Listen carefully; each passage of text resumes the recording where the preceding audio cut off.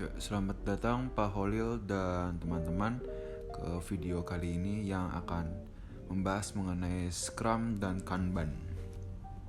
Jadi pertama, apa sih itu Scrum?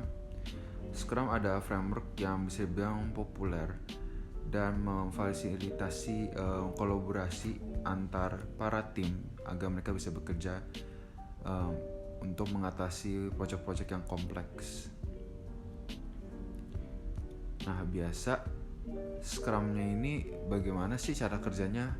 Pertamanya itu adalah adanya product backlog. Product backlog itu isinya adalah list-list pekerjaan atau produk yang akan ingin dikerjakan oleh tim tersebut. Lalu pada sprint planning dipilih dari beberapa list produk tersebut di mana yang paling penting untuk dikerjakan terlebih dahulu. Setelah dipilih produk mana yang akan dimasukkan dari produk backlog, produk tersebut dimasukkan ke dalam sprint backlog agar bisa dikerjakan oleh tim. Setelah itu dilakukan daily scrum oleh scrum team yang biasa dilakukan selama 15 menit. Di situ mereka membahas mengenai apa yang akan mereka lakukan untuk ke 24 jam ke depan dan apa yang mereka ekspektasikan. Selanjutnya terdapat sprint review. Pada sprint review ini product owner, scrum master, stakeholder, dan timnya itu sendiri mengikuti meeting tersebut. Lalu di situ mereka mendiskusi mengenai apa yang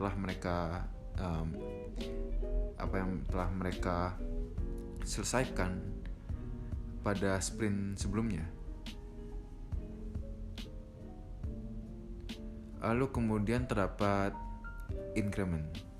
Increment itu adalah stakeholder menerima output dari hasil sprint tersebut. Ya, selanjutnya terdapat Kanban. Apa sih itu Kanban? Kanban juga bisa dikenal dengan nama Inggrisnya di Jepang ya sebenarnya ini ya. Kalau Inggrisnya ada signboard, sebuah papan bisa bilang.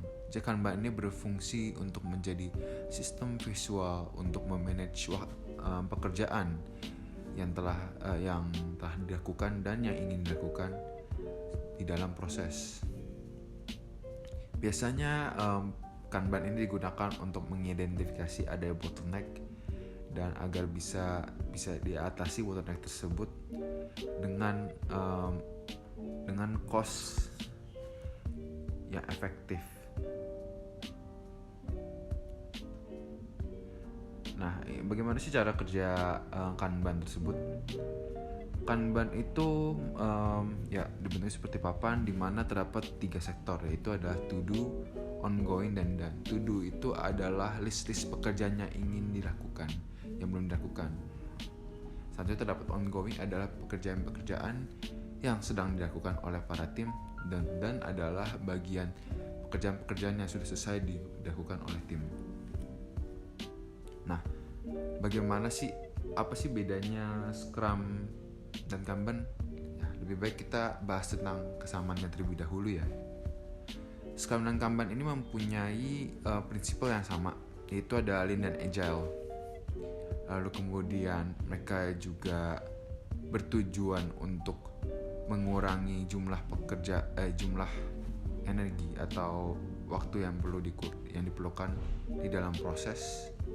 Lalu mereka juga membagi-bagi pekerjaan untuk menjadi bagian-bagian lebih kecil yang lebih bisa di-manage. Lalu kemudian mereka juga menggunakan pooling schedule yang dimana produk dibuat berdasarkan demand daripada sebuah forecasting. Selanjutnya mereka juga emphasize transparency, mengutamakan transparansi.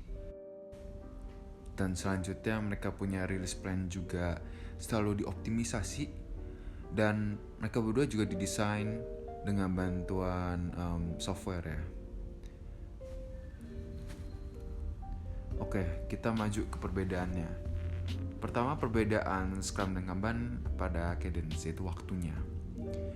Nah, proses yang di dalam Scrum itu dipisah-pisahkan menjadi beberapa menjadi beberapa time box iterations. Sedangkan kalau Kanban tersebut dia tuh lebih ke event driven, lebih sesuai dengan kejadian yang ada.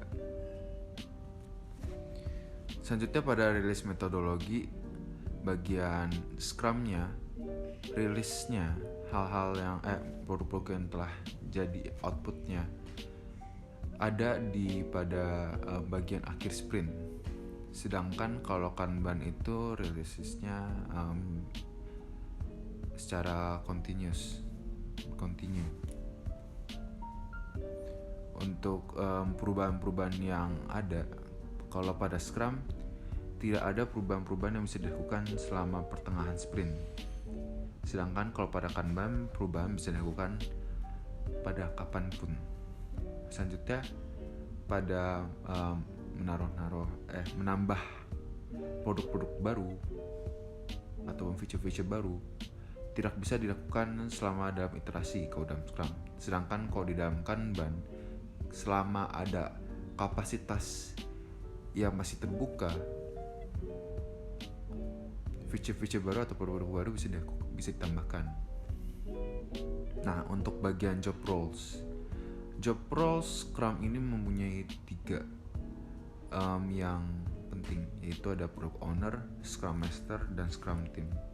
Sedangkan kalau Kanban tidak ada spesifikasi job roles-nya apa saja. Selanjutnya terdapat project length, panjangnya project. Kalau Scrum itu tuh lebih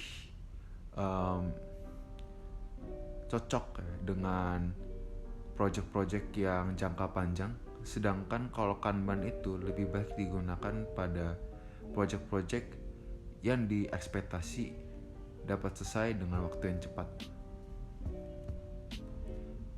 Kita setelah mengenal persamaan dan perbedaan antara Kanban dan Scrum, maka kita bisa mendapatkan kesimpulannya. Kesimpulannya itu adalah Kanban dan Scrum mempunyai banyak similarities. Tentunya dapat dilihat dari mereka punya metodologi, yaitu sama-sama Lean dan Agile. Nah, perbedaannya tuh berfokus pada kalau Kanban lebih cocok dengan project-project yang lebih pendek, sedangkan kalau Scrum itu lebih cocok pada project-project yang memakan waktu yang panjang, itu jangka panjang. Untuk video kali ini cukup membahas mengenai Scrum dan Kanban. Terima kasih telah mendengarkan. Mohon maaf jika ada kesalahan kata ataupun kesalahan di dalam info yang saya berikan. Terima kasih.